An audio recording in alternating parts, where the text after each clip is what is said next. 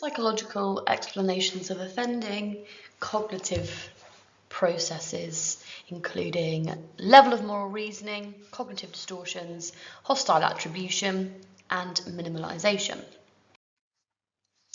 So on this clip is a scenario about Heinz. Now Heinz has with his wife, and she is really ill, but they cannot afford the drug to help her. And this is assessing people's moral reasoning. Would they steal the drug from the big drug company? And there's not going to be any victim, any personal gain. But then he might go to prison. Or do you not steal the drug, accept that this is what it is, it can't be helped, and that's that. This is trying to assess three things. Your level of moral reasoning. Now this is Kohlberg, we saw him in gender, he comes up again in forensics, and he proposed, because he loves the stage theory, that we have three levels of morality. Level 1, level 2, and level 3.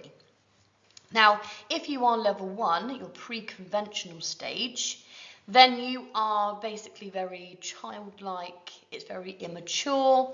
Criminals tend to have this lower level of morality. Everything is for personal gain, and it's that immediate gratification of wanting something now. Level 2 in the middle is your conventional morality. Rules are obeyed for approval, they're to maintain social order. People start to realise that rules are necessary. And then level 3 is where we realise our conscience. People who are at level 3 have ethics, they understand right or wrong, rules are obeyed if they are impartial, democratic rules are challenged. So we start to see this more mature level of cognition and reasoning.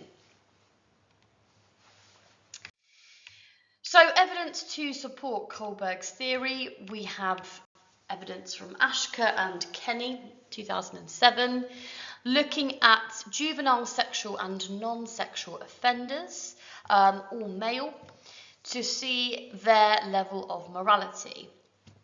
Within this, we've got 7 sexual and 9 non-sexual adolescent male offenders in Australia, so already we're seeing a little bit of culture bias and maybe issues with generalisability.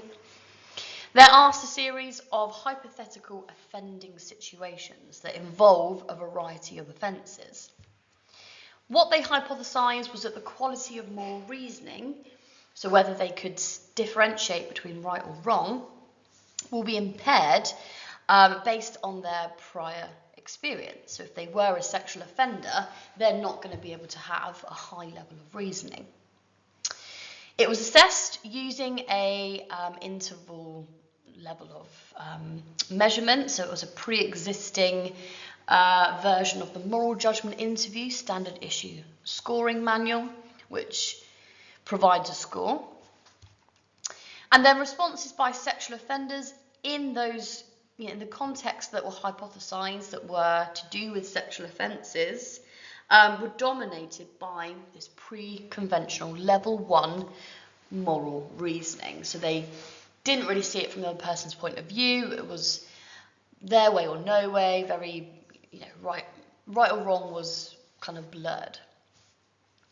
Now, evidence, this is suffering from gender and culture bias. It's using a pre-existing standard, which is good, but you're getting a score.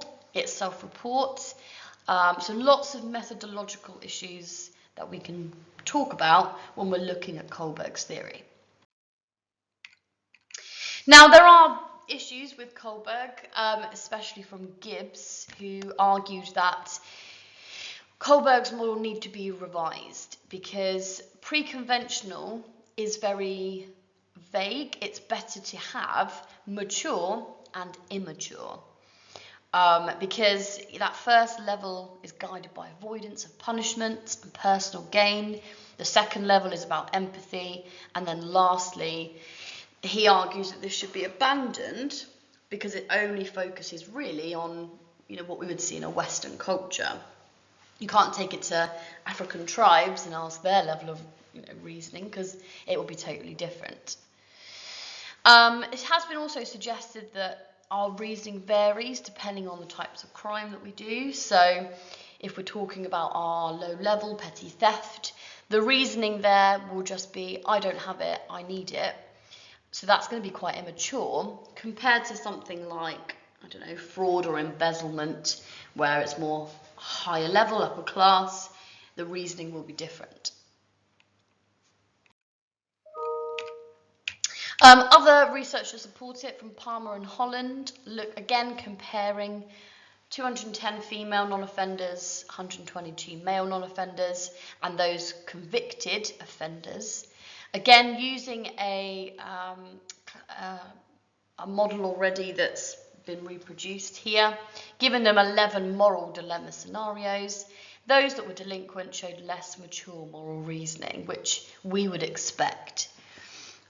Control group is good, but we've got a mishmash of groups here, so it might be quite hard to make any general conclusions. And one thing that these, the moral reasoning doesn't necessarily consider is anything environmental. Childhood, parenting, also biology.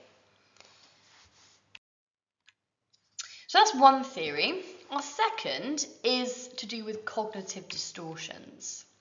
Now, what that is basically people who are misjudging situations, which is then leading to faulty thinking around a topic or a situation.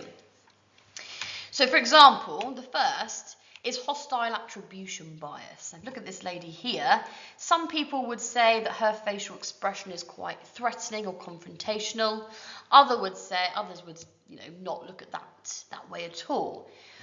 So if we think back to cognition and schemas and perception of reality, individuals might misinterpret actions of others and assume they're being hostile and threatening when actually they're not. And lots of researchers have put forward the idea that this potentially comes from childhood and the situations that you've been involved in, the experiences you've had, which means that you view facial expressions more threatening than others.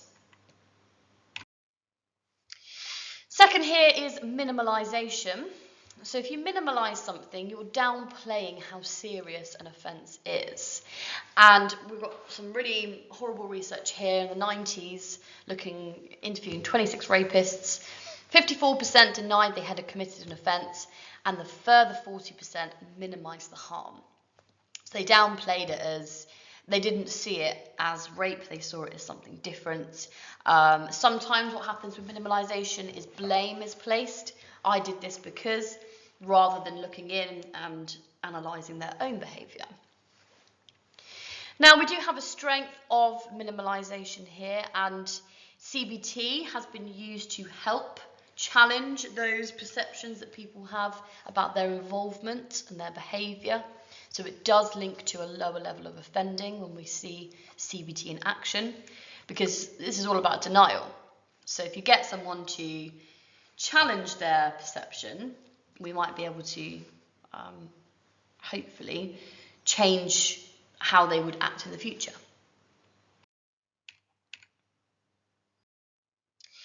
In your textbook, in your booklet then, we have, which cognitive explanation are we seeing? So a bit of AO2 practice with scenarios there to have a go at. And then to finish, just some research methods, just to interleave that 30% of your A-level.